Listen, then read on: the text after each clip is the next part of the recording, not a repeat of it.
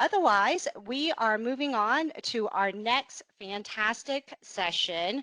The next session is going to be a judges panel for TTAB, and it will be moderated by Ms. Megan Hoyt, who is currently a law clerk to U.S. Magistrate Judge Susan Hightower for the U.S. District Court for the Western District Court of Texas. I might note that she is also the former regional outreach officer for the USPTO Texas Regional Office, and I am very glad to see her participating in this wonderful program. So over it to you, Ms. Hoyt. Thank you so much, Hope. Before we begin, I have been asked to remind our attendees that last hour's keyword for the TTAB hearing is court. So that should be an easy one to remember, but do make sure you get those CLE credits. They're important. Now into our main event. It is my pleasure to introduce our distinguished panelists who have generously agreed to share their wealth of experience and perspectives on TTAB practice with us today. Judge Peter Cataldo has been an administrative trademark judge with the TTAB since 2006. Judge Cataldo began his career at the USPTO in 1992 as a trademark examining attorney. In 1999, he joined the TTAB as an interlocutory attorney. He received his undergraduate degree in English from Canisius College and his JD from Albany Law School. Judge Jill Taylor was appointed to the TTAB in 2006. Judge Taylor began her career at the USPTO also as a trademark examining attorney in 1991. Prior to her appointment, she served as an interlocutory attorney for the TTAB. Judge Taylor received a Bachelor of Arts degree from the University of North Carolina at Chapel Hill and a JD from Howard University School of Law. Judge Thomas Wellington was appointed to the TTAB in 2007. He previously served as an interlocutory attorney and as a trademark examining attorney. Prior to joining the USPTO, he was in private practice. Judge Wellington received a JD from Washington College of Law at American University and a BA in political science from the University of Maryland at College Park. Judge Cindy Greenbaum was appointed to the TTAB in 2012. She previously served as the managing interlocutory attorney and also as a trademark examining attorney. Prior to joining USPTO, Judge Greenbaum was in private practice in New York and Washington, D.C. She received her JD from New York University School of Law and a BS in economics from the Wharton School at the University of Pennsylvania. Our intention in preparing this panel discussion today was to give greater insight into board practice and also a few pointers that perhaps you can apply in your next action before the TTAB. We have several topics that we're going to cover, but we do want to include audience questions as time allows. So should you have any questions for our panelists, as Director Shimabuku mentioned, please email lanham, QUES, at uspto.gov. Again, that's lanham, QUES, at uspto.gov. And I'm going to go ahead and give this disclaimer on behalf of our panel. Our judges cannot comment on matters that are pending, excuse me, before the board. So please craft your questions accordingly. Okay, now let's get to the good stuff. First up, inter partes proceedings. For litigators who regularly practice in state or federal court, but are not often before the board, what should they keep in mind about differences in board practice? Okay, I'll start with that one, Megan. What should board infrequent flyers keep in mind, so to speak? First and foremost, the board's jurisdiction is limited to the right to register marks. The board has no authority to grant any form of injunctive relief or monetary relief. We decide oppositions to published applications, cancellations against issued registrations, and concurrent use proceedings. Unlike court proceedings, the vast majority of our proceedings settle, and we do encourage settlement at any stage of the litigation. Also, once a complaint is properly filed, the complaint and trial order is served by the board instead of a process server secured by the plaintiff. Turning then to the discovery process, the limits on discovery in board proceedings differ greatly from those in court proceedings. While the court usually limits a party to 25 interrogatories and unlimited document requests and requests for admissions, in board proceedings, the parties are limited to 75 interrogatories, document requests, and requests for admissions. Also, the way discovery requests are counted may differ, so I advise that attorneys consult chapters 405 through 407 of the TBMP, which is the board's manual of examining procedure, which can be found on the website on how to count these requests. For example, what is considered a subpart and what is a discrete request? Also, instead of a trial with live testimony, board trials are conducted on a written record. In addition to depositions before a court reporter, though, the board offers a streamlined options in that parties may submit affidavit and declaration testimony. This testimony is subject to cross-examination, however. And while oral hearings may be requested, keep in mind that they are not transcribed and do not form a part of the proceeding record. And I think a final difference I want to highlight is that the board offers accelerated case resolution, or for short, ACR, which is an alternative to a typical board inter-parties proceeding and which can significantly streamline the process. But keep in mind that all cases are not suited to ACR, and those would be not suited or generally with a large record. They have complex legal or factual issues, and basically where the parties are unwilling to stipulate. The key to successful ACR is the party's ability to distill the issues to those that are actually in dispute and which are well suited to some manner of summary adjudication. Thank you very much, Judge Taylor. Are there any similarities for those of us who practice regularly in federal court? There are. I mean, because we do offer the discovery conferences, we offer pre-trial conferences. You do have your pleadings, your answer, and we do follow the federal rules of evidence and the federal rules of civil procedure unless we have a specific law already there. Okay, so there may be some comfort in some areas and some areas that you really need to look at if you're in front of the board. Yes, definitely. And definitely be very mindful of your time limitations, especially in motions practice, because they may differ. Thank you so much. Turning now to surveys, the good, the bad, and the very, very ugly sometimes. How probative are surveys as compared to evidence of actual confusion? And what can parties do to get survey evidence right? Parties to board proceeding will frequently rely upon surveys to try to elicit consumer perception of a mark. And there's a great deal to get right about a survey and a great many things that you can get wrong about them as well.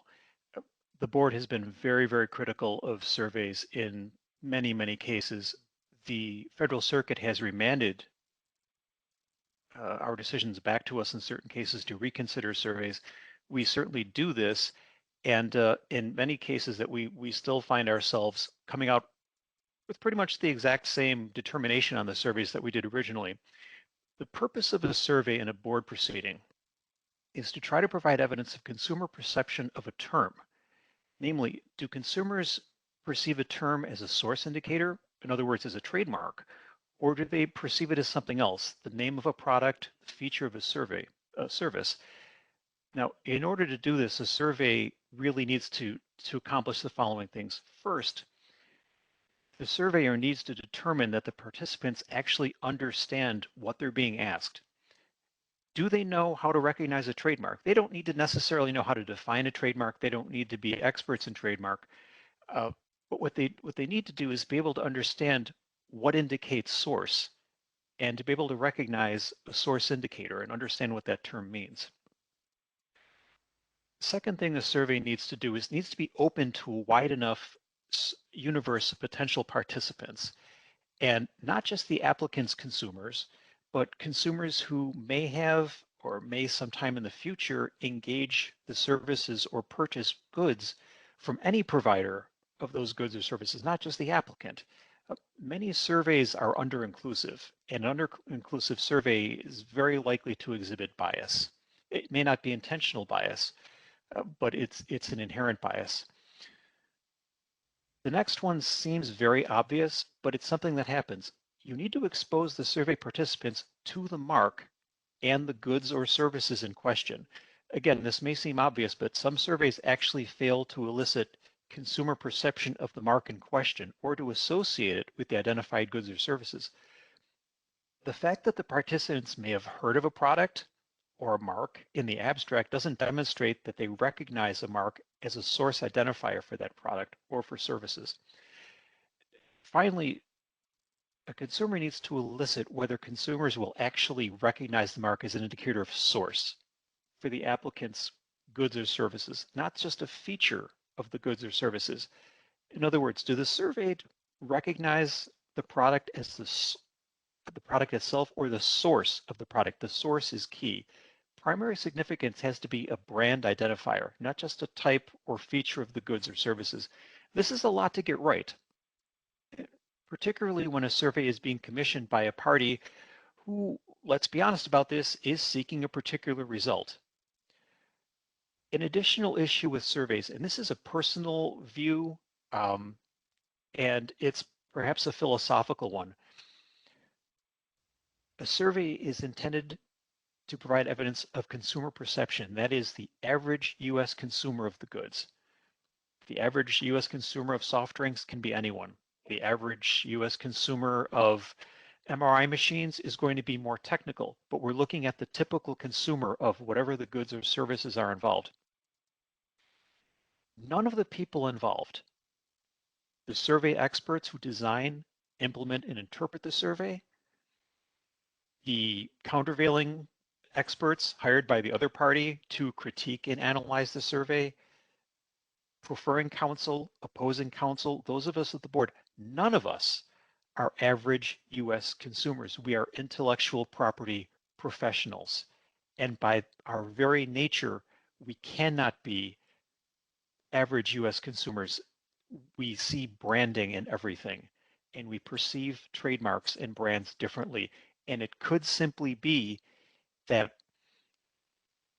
the consumer perception is attenuated under the circumstances in which surveys are created. That's a philosophical point of my own.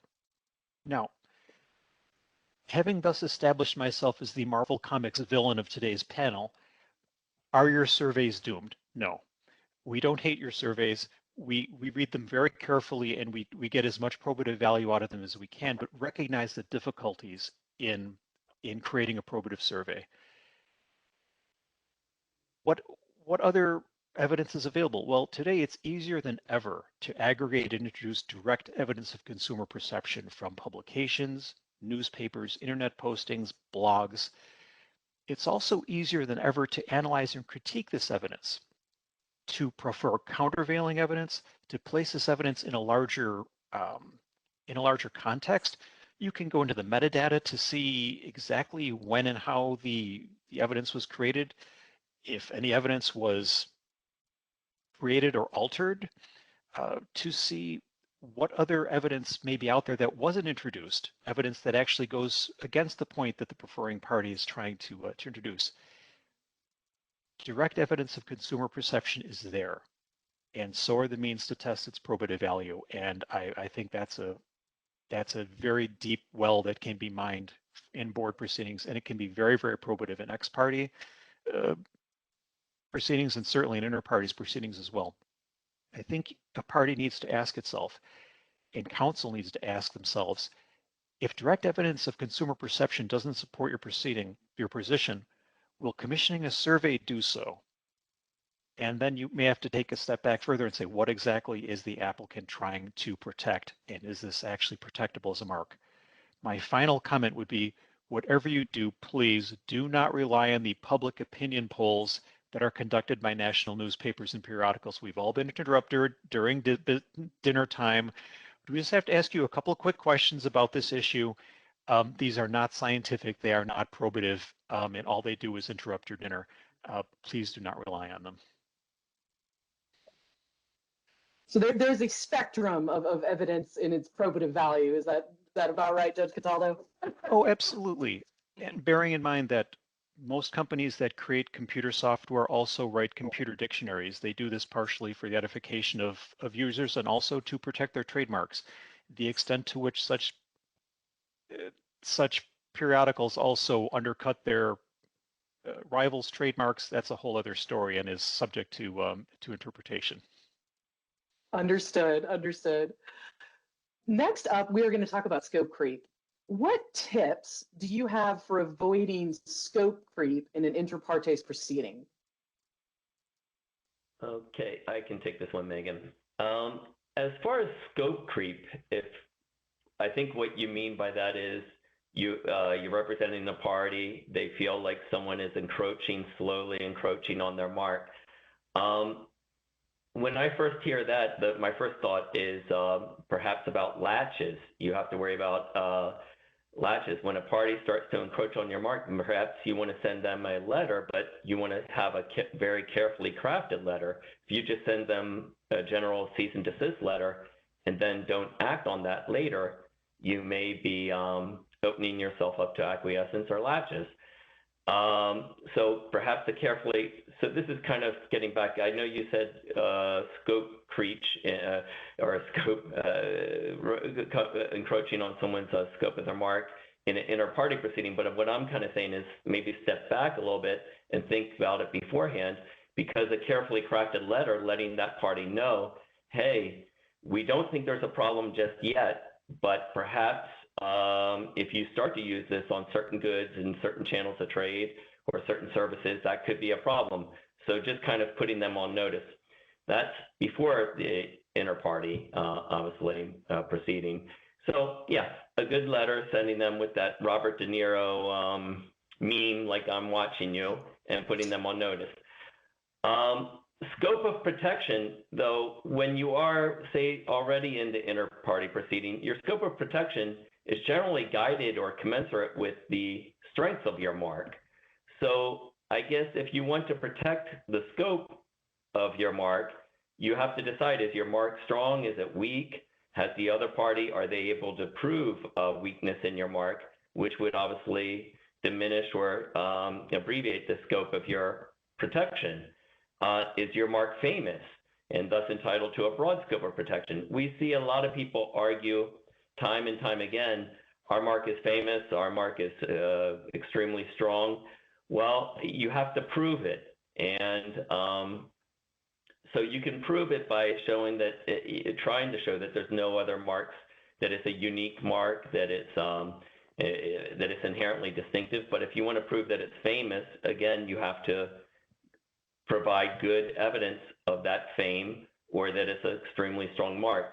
And I can point you, there's the Omaha Steaks case. There's several cases out there where we discuss the strength of marks and the type of evidence that we like to look at. And I guess a lot of just common problems that we see with evidence, a lot of times they'll say, well, we have this amount of dollars in sales and that we sold this amount of units, but you have to put it into context. What's your market? What's your market share? Because those numbers may be meaningless to us. And then, there's other things too, like unsolicited, to show that your mark is extremely strong and entitled to a wide scope of protection. You can show that you've received unsolicited media. A lot of times we'll get good evidence of that if, say, a popular TV show mentions your mark without it really being, necessary, then that obviously shows that you can create an inference that, hey, people are aware of your mark, even not when it's in the context of your own goods. Of course, if your mark is truly famous and you really feel it is, then dilution may be a possible claim. So think about that. A lot of times people will seek a dilution claim when their mark is not famous for dilution purposes. So yeah, and then I would back up a little bit too, that as far as your scope of protection, again, it is commensurate with the strength of the mark, but then it's not either on or off, super strong, super weak. There's the whole spectrum, as we say time and time again. There's the marks fall within a spectrum of marks. So. Thank you, Judge Wellington. It's always unfortunate when parties discover in litigation that maybe their mark isn't as famous as they thought it was. Yeah. And that's another thing to be aware of. Just anticipate that there may be other marks out there, but there's other ways to attack the evidence too. I think Maybe we'll get into this later, but if they're just throwing out that there's other marks for goods that are unrelated or services that are unrelated, that doesn't necessarily show a weakness of your mark in the context of your respective goods or services. Thank you very much. And it's the wealth of experience that is on this panel really cannot be overstated. Deputy Chief Judge Thurman mentioned this morning in his comments that most TTAB panels bring north of 75 years of experience in any given panel, which is just incredible. And I know all of you worked previously as interlocutory attorneys, and we would love to hear how parties can utilize the expertise of interlocutory attorneys in their cases, and what are the bounds of what interlocutory attorneys are allowed to do in assisting parties in litigation before the TTAB? Right. So I'm all over that question. So first thing I just wanted to say is that the interlocutory attorney is not a party's adversary. They're not a party's ally. They are neutral. And also that they're not allowed to give legal advice. But while I would stress that you should not call them to discuss the merits of your case or to ask whether you should file a certain type of motion, you certainly can reach out to them for help with procedural issues. For example, if something you're served with something from the other side and you're not sure what it is, you're not sure if you need to respond to it, something might be unclear. For example, maybe something has come in late and you're not sure whether you need to respond to it. You may want to call the interlocutory attorney and just ask, this is a situation, something has come in late, should I respond? Do I have to respond? Should I file a motion? And I would say, just as having been in the position before, you as the attorney should not file a motion to strike a late reply brief, for example, because that's probably not worth your time. But you may want to call and just ask the interlocutory attorney, just call and ask if there's something else you can do. The interlocutory attorney also can play a role early in the proceeding. They can participate in discovery conferences, which Judge Taylor alluded to earlier. A discovery conference is something that, well, if the interlocutory attorney participates, it can be very useful, especially when your adversary is pro se, because the interlocutory attorney, again, as a neutral person, can explain a lot about the TTAB's practice and procedure, and they're also able to get the two sides to talk to each other. And that, just by serving in that role, that can facilitate settlement in early on in the case. And the interlocutory attorney also, in addition to the discovery conference, is always around to help with other issues. If you have, for example, you're getting very close to a deadline and you need to file maybe a request to extend time, or you've already filed a request to extend time, one suggestion is to call the interlocutory attorney and just say, I'm filing this, I'm at my deadline, or I'm very close to my deadline, and I need, one of my filings includes a request to extend time, and see if perhaps the interlocutory attorney would be able to contact the other party, get them on the phone. This is something that may be resolved by a phone conference with you, your adversary, and the interlocutory attorney after you filed a motion. You would have to file something, but it may be resolved very quickly, and you wouldn't have to wait to see whether your motion has been granted. And the same can be said for probably any time that you're really close to a deadline for something. If you think you need more time, that it may be a good idea to contact the interlocutory attorney and see if they can help move things along, or and also, if you're not able to get in touch with the other side, the interlocutory attorney may be able to help with that. One other thing, I did actually reach out to Ken Solomon, who has been the managing interlocutory attorney for many years now, and I asked him yesterday whether he wanted me to, in addition to what I've just said, if there was anything else he wanted me to stress today. And one thing he said is to please reach out if your motion has been sitting for a long time and you haven't gotten a decision. And by long time, we mean like 5 or 6 months after the due date for the reply brief. because you have to remember that the interlocutory attorney cannot act on the motion until after the reply is due. So then if it's been sitting for a while, like 5 or 6 months after that, it's a good idea to call the interlocutory attorney to ask about the status because the motion might have fallen through the cracks. You should generally expect to get a decision within about 12 weeks of when the reply is due, but that can vary, and sometimes in the middle of a quarter, it can take a little bit longer for some of the cases. And also if an order is being considered to be a precedent, which the interlocutory attorney definitely will not be able to tell you that, but if the order is going to be considered as a possible precedent of the board, it may take a little bit longer. There could be other reasons that something is being held up, like it's the interlocutory attorney is waiting for a decision in another case that may have a bearing on your case. But you just, if your motion has been sitting around for a long time, and like I say, 5 or 6 weeks, 5 or 6 months, excuse me, after the reply is due, you may want to reach out and just make sure that it hasn't been lost in the ether. And that's it.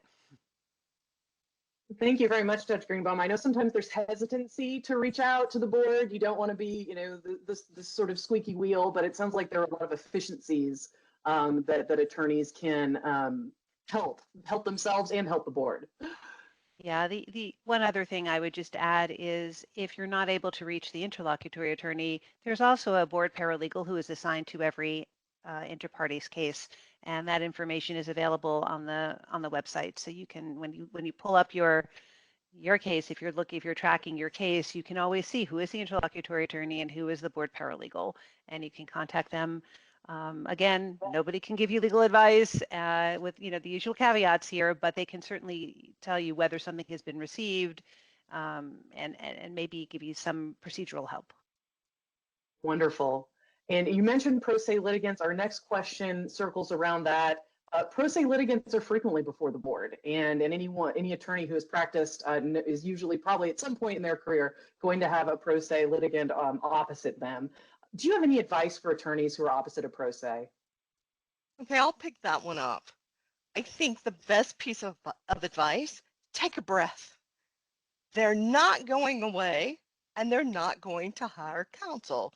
So you have a pro se litigant before you. What do?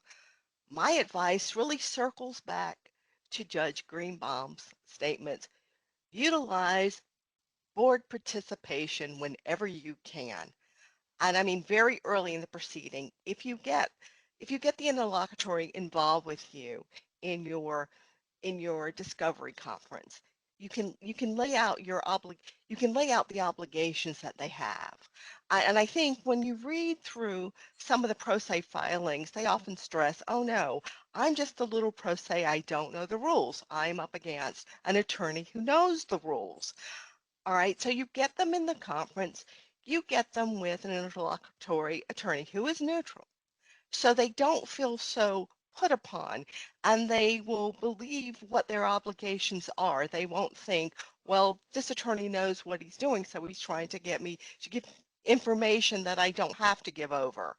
And if you have board participation, they can say, no, this is what you have to do. You are required to provide this discovery. You are required to make these deadlines, but they aren't, and they really aren't going to go away. And besides really board participation, that's really what I can say. But also on the flip side, you also have a duty to participate in this proceeding and to participate fairly and really to only seek, say in the discovery context, that discovery that you need. So I wouldn't bombard the pro se. Let them defend their position if they can. But on the flip side, if your pro se litigant, if they are not fulfilling their obligations, don't hesitate to contact the board, to file a motion. If you need that discovery, you'll get it. And don't feel that the board is somehow going to aid them in any way. The pro se's have an obligation too, and the board will make sure they fulfill them. But like I said, we do allow pro se's to come before the board. And so they are there. So really the only thing we can do is when you can get board intervention, take advantage of it. Wonderful tips. We're going to turn now to ex parte appeals. The best ex parte appeal is the one that never happened. How can applicants work with examiners to avoid a refusal in the first place? And all of you have worked as examiners, you've seen this from top to bottom. Would love to hear how we can avoid those refusals. All right. First of all, the reality is that the appeal affirmance rate is very high. In most cases, the board will affirm an examining attorney's refusal of registration.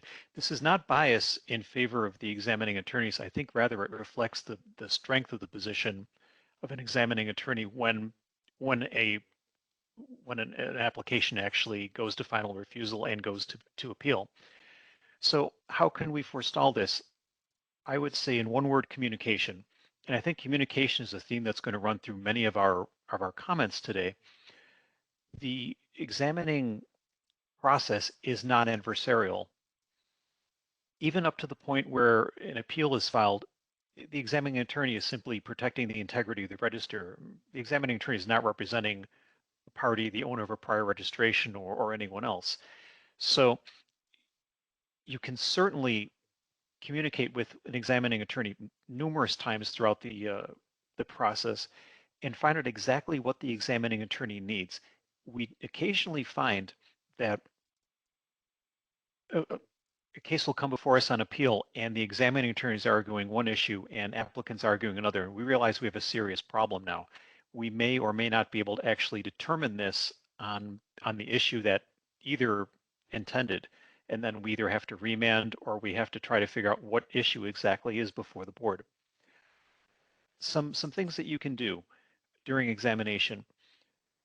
What is wrong with your identification of goods? Exactly why is the examining attorney rejecting your identification of goods? What level of specificity do you need? What exactly does it need to say? What is wrong with your specimen of record? And yes, it's usually very clearly laid out in the office action, but don't hesitate to pick up the phone and say, okay, why do you hate my specimen? What can I do? What manner of specimen will you accept? Think about the options you have in the event of likelihood of confusion. Is a consent agreement with the owner of a cited an option? Do you need to consider a proceeding to limit the goods or services identified? Is the registrant still in business? It might be a fairly simple matter to cancel the registration if it's just deadwood. On the other hand, a deeply sleeping registrant may decide, oh no, I'm very much awake now that you're seeking to cancel my registration. And by the way, I'd be more than happy to sell it to you for an exorbitant price. So do your homework and see exactly what manner of registrant you're dealing with. How broad an identification of goods or services does your client actually require? It's natural to want to get the broadest scope of protection you can, but bear in mind that an expansive ID creates greater opportunities for likelihood of confusion.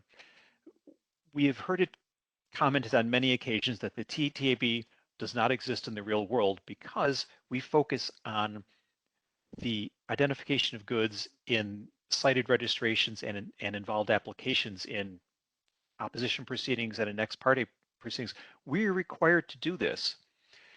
These IDs that we're relying upon do themselves exist in the real world. And this was protection that was sought by applicants and their counsel. So bear in mind, the broader the protection you seek, the broader the net that's being cast around you for purposes of likelihood of confusion purposes. And I keep coming back to likelihood of confusion because this is going to result in probably the vast majority of appeals you're going to see. Another thing to bear in mind with examining attorneys is, especially if you're just beginning to practice, there may be a fairly esoteric issue that you think, my goodness, what is this? I've never even heard of such a thing. Odds are the examining attorney has. Examining attorneys see hundreds, if not thousands, of applications every year. And if the individual examining attorney who's examining your application hasn't seen it, odds are someone has. There may be a solution for what your applicant's particular problem. Before you even get your application to the examining attorney, make sure you're communicating with your client. Make sure the client is communicating with itself. Make sure The design and developing department is talking to the marketing department, is talking to the legal department. Make sure everyone understands what the goods and services are. Make sure what the mark is supposed to be, and make absolutely certain that the marketing materials do not undercut the strength of your own mark. The best evidence of mere descriptiveness tends to be found in applicants' own marketing material, which either is bad marketing material or perhaps the selection of a less than defensible mark. Whatever you do, do not let the software engineer craft the identification of goods. It will be elegant, beautiful, and precise. It will also be inaccurate after the first update, and it will include much too much extraneous information, and you will be held to that extraneous information because once you make an amendment, especially a limiting amendment, you cannot re-amend to make your identification of goods or services broader again. You can always spot a software engineer's work. It's very precise, and sometimes it's still impenetrable as to exactly what the software is supposed to do. Finally, I would say be reasonable in what it is you seek to protect as a mark. If your client insists on registering a very weak mark, you may be able to register this mark to get it past ex parte appeal, to be able to overcome oppositions and cancellations. What are you left with? If you attempt to wield this registration as a club to fend off your competitors who need to use the term that you've now attempted to protect, you may find yourself with a very slender reed. And then the question is, was it actually worth all the time and effort?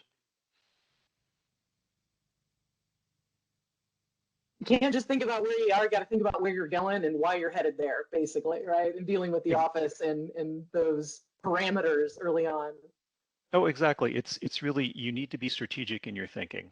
And the size of the applicant doesn't necessarily dictate the level of communication between them. It could be a 3-person microbrewery and who aren't really thinking necessarily about intellectual property. They just want to create fun new beer and come up with really interesting new names for them that may or may not be registrable. Or it might be an enormous company where you have clearly delineated responsibilities between departments that may or may not communicate with one another particularly. It's up to you to make sure that you know what's going on and that you know what your client's strategy is for attempting to protect its marks.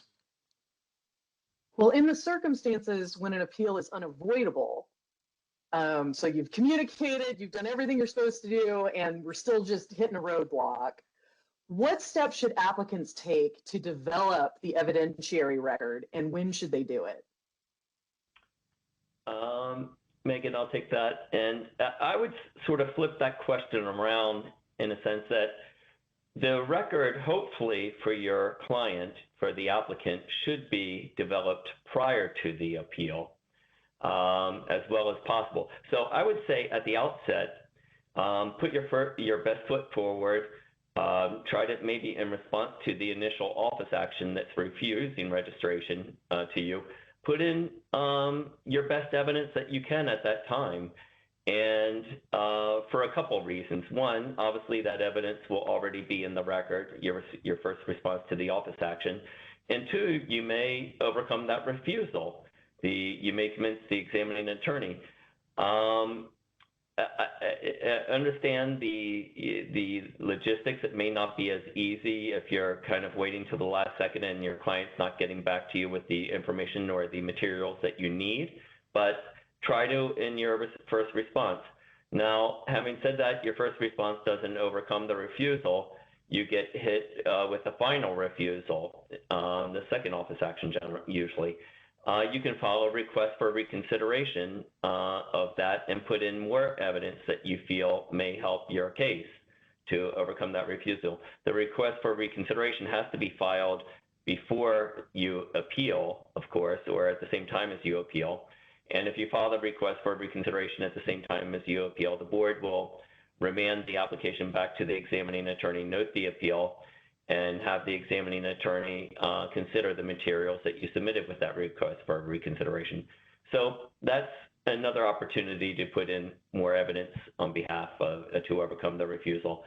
But just fair warning that when you do file that request for reconsideration, if the examining attorney had a weak record supporting the refusal, you're also giving that examining attorney another opportunity to put in more evidence.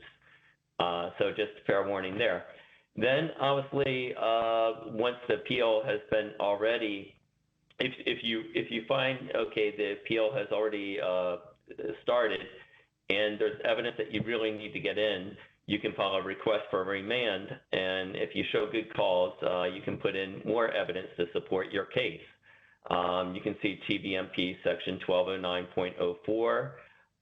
And then the recent presidential case, the Ox Paperboard decision, also discusses this as well. So those are, and I'll try to be very quick with this because I see we're going to have maybe some trouble with time. It basically is, I would put your best foot forward, put in as much evidence as you can, and then file a request for reconsideration and really get in all your evidence there. Thank you, Judge Wellington. And you have given me the perfect segue to my next question about NREA Ox Paperboard LLC. For those in the audience, it was a precedential decision issued last year addressing the timing of amendments to the identifications of goods and services. In that particular case, an applicant sought to amend an ID to add 2 classes while the case was on appeal. So I did want to hear a little discussion, if we could, about, can an applicant amend an ID to add classes while it's on appeal, and what is best practice? Yeah, so I'll take that. So, yeah, I mean, it's not ideal because it's so late in the game, but the board, we have a lot of leeway in an ex parte proceeding, and the board can entertain a request for remand of the application in this type of situation to allow the examining attorney to consider an amendment to the application when the request for remand is filed before the board issues a final decision. So it can actually be done very late. It's not ideal, like I say, to do it really late in the, after briefing even, but it can be done. It's unusual, it can be done. But the import of the Ox Paperboard decision and why it was, we actually now have, it's highlighted in a new section, a subsection of the TVMP. It's 1205.01b. We didn't used to have one, but that's all about Ox Paperboard and amendment of the ID. And I'll just hit the highlights here. The idea, the reason that we made this, one of the reasons that we made this a precedent is to explain the best practices about how and when to offer an amendment to the ID. The number one best thing you can do is to offer the amendment as early as possible during prosecution. So even way before it even, you're on appeal, but while you're in the process of dealing with a refusal or requirement to amend an ID, while you're working with your client and trying to formulate a response to an office action, the best thing you can do is to maybe consider an amendment to your ID at that point if you think it might help obviate a refusal. For example, a 2D refusal or a 2E1 refusal, or if there's just a requirement that you have a more definite ID, that would be the time to do it, is early on. That way, you might even be able to avoid a final office action. You could go on to publication with your new ID if the ID is accurate for you. This could avoid an appeal altogether, or if there is still going to be an appeal, it might narrow the issues on appeal. So that is the number one best thing you can do early. If that doesn't happen for whatever reason, the next best thing is for the applicant to file a request for reconsideration, which Judge Wellington touched on a moment ago, and they would do that hopefully soon after the final office action is issued, but before the deadline for the applicant to file a notice of appeal. Of course, many of ours, or most often, we will get a combination notice of appeal and request for reconsideration, so that the 2 documents are filed on the same day, and that's perfectly acceptable. But the better practice set forth in Ox Paperboard is to do the the request for reconsideration before you file your notice of appeal. Again, the idea being that maybe you won't have to file a notice of appeal at all, because the request for reconsideration, the board will send, or actually it will the file will already be with the examining attorney, and they will just be able to look at whatever your new potential ID is. So if that doesn't happen, the last alternative is to file, we hope, a separately captioned request for reconsideration, a request for remand, excuse me, and a suspension of the appeal. So a separate document that's titled request for reconsideration, request for remand. And the best time to do that would be before you file your brief. And if you have to do it on the same day that you file a brief, again, just in a separate document, so that the board can notice it and quickly rule on it to see if, well, yes, there's a reason for us to send it back to the examining attorney. We're going to remand it. And again, maybe during this remand process, the objective, there will be no problem anymore because the ID will be accepted. It may obviate a refusal. It may satisfy a requirement for a better ID, and then you won't have to file an appeal brief at all. The most risky thing to do is to embed a proposed an amendment in your appeal brief without filing a separately captioned request for remand, because we can miss it and we may never know that it's there, and then you're not doing yourself any favors by embedding a proposed amendment in an appeal brief. So if you do that, we might catch it, we might not. If we don't catch it, I guess you can call the assigned paralegal and tell them that there's one in there, and they can maybe take a look at it and hopefully get you on track so that the board can consider whether to remand the application back to the examining attorney for consideration of the amendment. And it's just again, it's better if you've reached the end and you're filing an appeal brief and you think that maybe it's time to file a proposed amendment to the ID. The best thing to do, again, can't stress this enough, file a separate paper. Don't just embed it in the appeal brief. And that's it. I'm looking at the time, so that's all I wanted to say on that. It's generally not a good idea to hide the ball from the court. That's yeah, put it right that's a good way of saying it. Thank you. Yeah. Right. Well, and the good news is that there are opportunities to amend. There are many opportunities, and procedurally you have lots of options. Some are better, some are worse. Yeah. Yes. And on that line, to the extent there is a problem with an application, I note that the late, great Kenny Rogers once said, you've got to know when to hold them and know when to fold them. In what situations should an applicant just let a refusal stand and start over with a new application as opposed to fighting it out on appeal? All right, I'll take that one, Megan. And I just had something that went across my desk not too long ago. It's an issued opinion.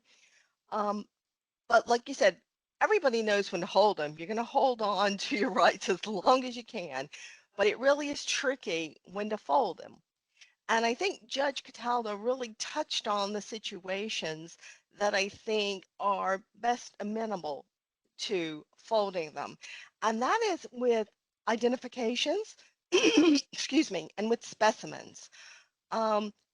First of all, especially in the ITU context, when you file that application, you really may not have realized or fully realized your goods and services. So there's a notice of you have your notice of allowance. The specimen is filed. The examining attorney reviews it and they say, the specimen really doesn't support use on these identified goods and services. Well, look at your specimen. Does your specimen accurately reflect what you're doing? Does it show your services? Does it show your goods? If it does, then you may have a problem. But first, I would pick up the phone, call the examining attorney and say, look, be frank. As Judge Cataldo said, the examining attorney is not adverse to your position. They're going to register as many marks as they can. So you can be frank with them. This is what I do. Can I amend my identification so that my specimen will support these goods or services? If you can't amend it, if it's outside the scope, go ahead, fold them. You'll save a lot of time. You'll save a lot of money. The same thing goes with just a pure identification. All right, you've got that IT department. They're giving you, use this as your ID. Right? It's not exactly correct. So, or it's not exactly clear. So that you get a refusal. Call up the examining attorney, see if you can amend that ID. A lot of times it's going to be outside the scope. And if you can't amend the ID, don't keep going and making these arguments. You're losing time. You're wasting money. Go ahead and fold it, file a new app. And I guess I have a caveat to that though. And that said is if you file something, an applicant is in the best position to know what their goods and services are. If it's a little bit unclear, sometimes you get a suggestion by the examining attorney, and they will say, okay, if you amend it to this, we'll go ahead and register the mark.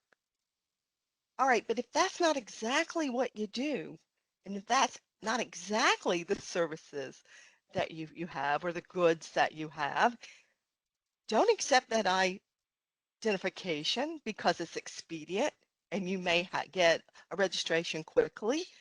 You know, while it may help you now, down the road, you may not be able to defend that in an inter partes proceeding. So I said there are two things, but that's when you need to just fold them and just start all over. Time saving, money saving. Kenny would be proud. Thank you for pulling that all the way through. There is a perception among some practitioners that failure to function refusals are on the rise.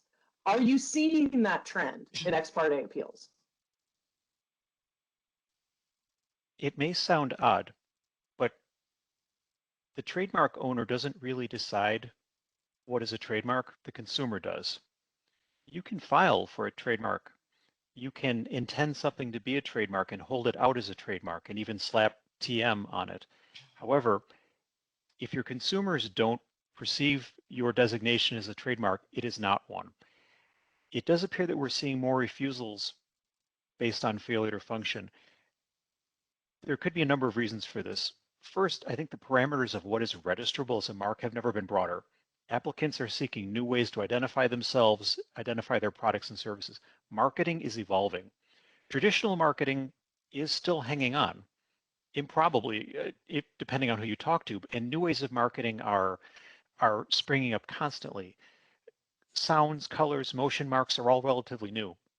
The office tries to anticipate what the next manner of source identification will be, and we're always surprised. The key is the consumer must perceive your designation as a trademark. Your intention of filing is of very limited value in the determination. The real question is whether consumers will view your mark as indicating source, and you need to be prepared to demonstrate a direct association between your goods or your offer of services and the mark you're seeking to register. Now, we've seen some landmark decisions come out lately. Booking.com. The Supreme Court in Booking.com did not say that appending a top-level domain to a generic term automatically creates a trademark. The applicant in Booking did a very, very good job and tried very, very hard to demonstrate that what they had, in fact, was a trademark, and they succeeded in doing so. That doesn't simply mean that there's a new category of trademark. Similarly, In re Tam and In re Brunetti don't stand for the proposition that any designation that was formally denied registration on the basis of being scandalous or racially insensitive or disparaging is now automatically a trademark. It has to be used in the manner of a trademark. You can slap anything you want on a t-shirt.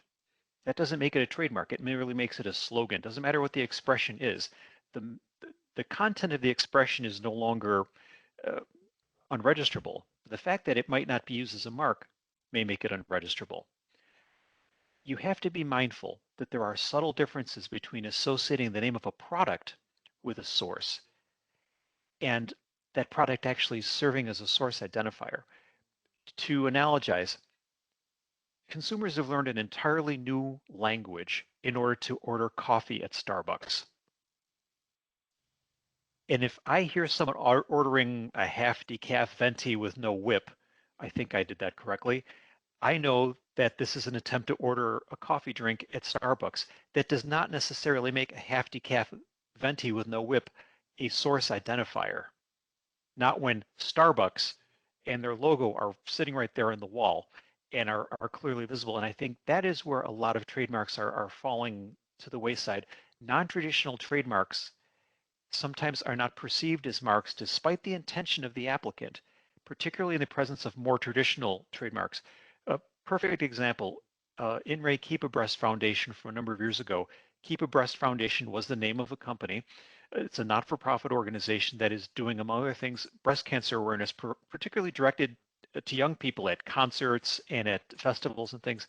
And one of the things that they displayed were breast casts, individual breast casts made by women at various points in their breast cancer journey. And these were displayed, and there were a couple of problems. First of all, everyone saw Keep a Breast, and they had numerous other marks as well. And people saw the breast casts, but they didn't necessarily associate them with the services. The other problem in this particular case was uniformity. As you might imagine, no two breast casts were alike. They reflected the individual physiology of the woman who made them. So, notwithstanding applicants' endeavor to hold this forth as a trademark, it simply wasn't perceived as one. This is not to say that it can't be, and it's important to remember this is not necessarily a static target. This gets back to our earlier discussion of consumer perception, survey, direct evidence. If you can demonstrate that these breast casts are being recognized as a trademark, now you have something. However, that can be a very, very difficult hill to climb, particularly when there are traditional word marks that everyone can recognize in close proximity to them.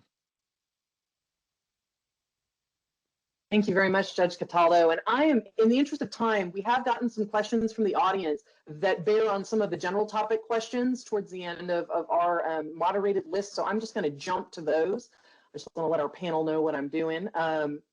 For Judge Wellington, what types of cases or issues do you find oral hearings to be the most useful? Well, I guess off the top of my head, I would say functionality cases, whether if it's a configuration mark, or cases that involve like a technical description of the goods. So that could be a likelihood of confusion if you're trying to explain the technical nature of the goods or the trade channels, if it's very specific trade channels. But I think, harking back to what we were talking about before, a lot of this you may be all for naught if the identification of goods or the recitation of services is so broad, and then you try arguing that yours is very unique and very specific and only geared towards a certain type of consumer. So, but yeah, as far as oral hearings, to be completely frank, I think some judges think they're more useful than others. I usually find them to be very useful. And like I said, a lot of times if it's a functionality case, whether you're describing like whether the feature is utilitarian or not, and those are good things just to talk about as opposed to just throwing the evidence at us and letting us decide. I think a lot of times it's good for the, say, counsel for applicant, if they're hit with a functionality refusal, to be able to say, like, well, no, look at this evidence specifically in the oral hearing. Obviously, they can't introduce new evidence at the hearing, but they can sort of direct our attention to what is their best evidence. And I would say, just in oral hearings in general, don't waste your time going through the DuPont is the controlling case. Here are the factors. I'm going to discuss this, this, and this one, and then go through all the factors. No, I mean, usually it's best to just focus on what factor you think.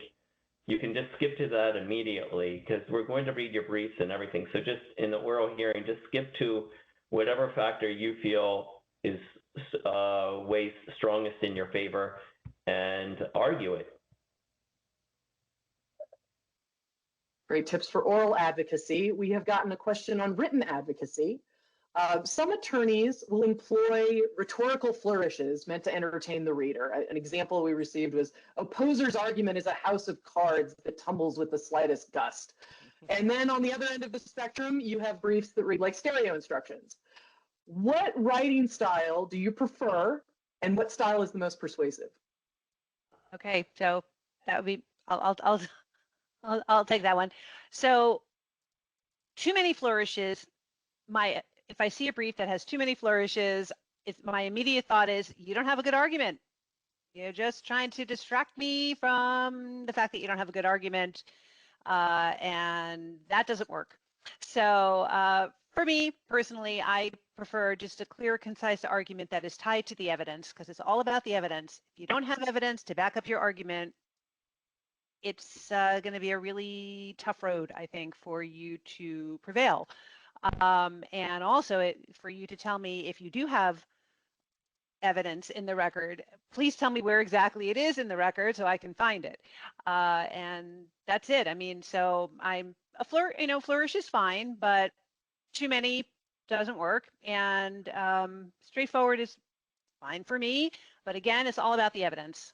And also to start with your strongest argument, which I think Judge Wellington was alluding to. I mean, that's always a good, regardless of the DuPont factors in the order in which they appear, if your strongest argument is not the first DuPont factor, don't start with it. So that's it for me. Very good. Well, and for large record cases, so written advocacy, but then we're also occasionally dealing with, well, more than occasionally, large volume, large record cases. How can advocates help you navigate the record most efficiently? Okay, I can jump in here. Use your brief as the roadmap for your arguments and evidence. As Judge Greenbaum just said, highlight your best argument. Put that first, put that front and center. The next, highlight your best evidence. And to do that, point to the TTAB view site, which is our record, so that we really don't have to plow through these large records, but we really can pick out what you think is your strongest evidence. It helps us, but it also helps you. We may not know what you think is your strongest evidence. And sort of if you just kind of attach it and we have to go mulling through and looking for it, we may miss something that is very important because you haven't brought it to our attention. Somehow it's lost and embedded on that huge record. I think for me, that is like key.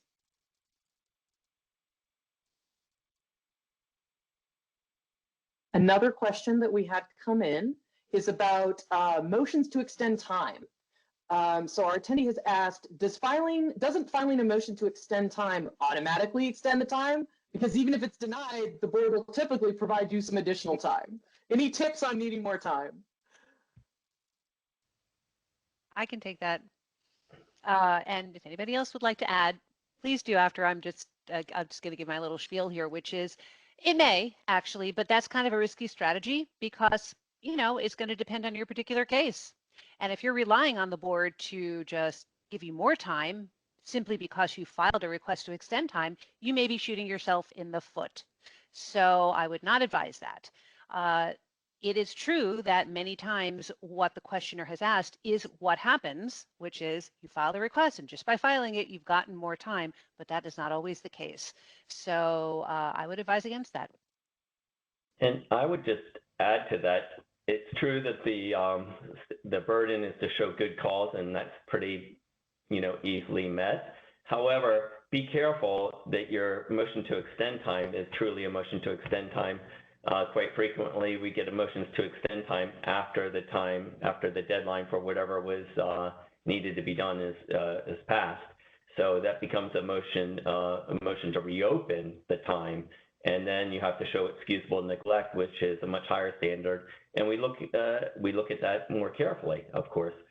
So yeah, and it all depends on what the motion to extend time is for. I mean, if it's really going to be little harm, yeah, then we generally will grant those, but just be careful, like as Judge Greenbaum just mentioned, don't count on it as a done deal. Very good. And we are running short on time. I think my last question may combine a few that have come in as far as best practices, procedural errors, evidentiary errors. I would like to say that judges are people too. And what is one thing that attorneys in today's audience could do in their next board proceeding to make your jobs easier? All right, I can take that one, or I can start, certainly. I think if you've been paying attention for the last hour, that question has largely answered itself.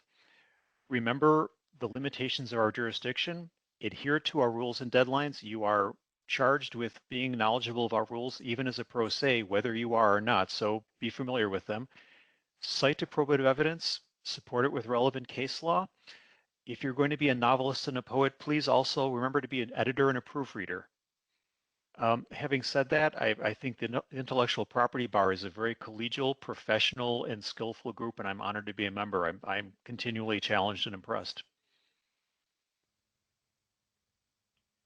And if I could just add to that as well, I think the best thing that practitioners can do for us is to know what they have to prove and make it very clear and to the point. This is, I know I'm sort of repeating what we've said all along here, but if there usually is very clear what they have to prove, and then don't go off on tangents. And, you know, it really does bother the board, or at least I should speak for myself, it does bother me when a party argues something that is just completely irrelevant, and maybe they're trying to distract you, or it's a red herring, or whatever it is. But we do look at the evidence clearly. And what I would say is, if you bombard us with a large record, maybe a large record is necessary. In a lot of cases it is. But sort of focus, what could help us a lot is, and it would help you, the practitioner, is point us to your best evidence. What's going to prove that? If you're trying to prove fame, again, show us what that is. If you're going to try to prove that the mark is weak, the other party's mark is weak, put in evidence of use. Don't put in, that's another common problem we run into, is you'll just say, well, look at all these registrations for all the marks that have the word circle in it. Oh, there, it has to be weak. Well, you have to show evidence of use of the marks with the word circle in it, and not just use, but also use in the context of those goods or services, the relevant goods or services. So I think a lot of times, you know, helping us helps you, and that would be my point. Mine would just be more similar, but in addition, I would say it's the quality of the evidence, not necessarily the quantity. And that, I think, it's really vital to give us good evidence. Don't just give us thousands of pages of crap. And I want to add, any I'm papers, sorry. sorry. Go ahead. I'm sorry. I just want one thing I want to add is make concessions where they are obvious. If you are filing a mark for an apple and you're going against an apple, those goods are identical. And a lot of times you'll see people try to say, well, no, mine grows on this tree and not that tree. So I think it's important to make concessions where you can. That just makes your best arguments even better. A perfect note to end on. Thank you to this amazing panel for sharing their experience and wisdom with us today. Hopefully everyone is excited about their next board proceeding because they feel like they've got the inside track. For those of you who do practice in front of the board, please be sure to take a look at the recently released revised version of the Trademark Trial and Appeal Board Manual of Procedure that's available on uspto.gov. And those of you who would like CLE credit, because who doesn't, the keyword for today's panel is judges. Not too tough to remember. That should be an easy one. I'd like to again thank our panelists for joining us today and wishing the Lanham Act a very happy birthday. Hope, over to you. All right, thanks, Megan, and thank you so much for our judges. I really appreciate all the wonderful insight and wisdom that you have provided. And so, as Megan has indicated, the key word for the session is judges, and we will be flashing that up as we are going to be taking a break for 10 minutes. So we will see you back at, well, actually 15 minutes, excuse me. We will see you back at 2:05 Central Time. All right, see you in a few.